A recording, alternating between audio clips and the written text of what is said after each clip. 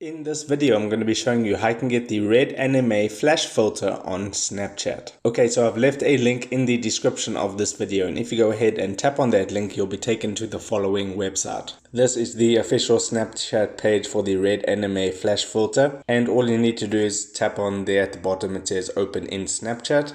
And then this pop-up will appear, and then you want to tap on unlock for 48 hours. And don't worry, after 48 hours you can go ahead and go back to that link and tap on it again and unlock it some more. So tap on unlock for 48 hours. And this is the filter in action, and all you need to do now from here is tap on the record button, record your video, and then you can go ahead and send it to your friends, add it to your story, and so on and so forth. So that is how you get the red anime flash filter on Snapchat. If this video helped you out, make sure to hit the like button and subscribe for more. Take care.